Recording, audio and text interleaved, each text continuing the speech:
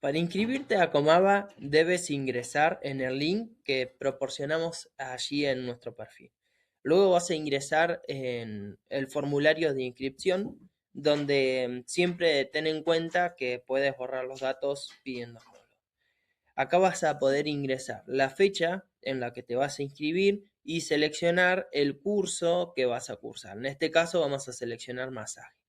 Luego colocarás el primer nombre, que sería tu primer nombre, en este caso mi nombre Nahuel, y el segundo nombre, en este caso, por ejemplo, mi segundo nombre sería Andrés.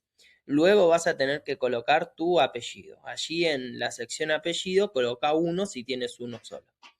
Luego colocarás el DNI, el RUP o tu cédula de identidad.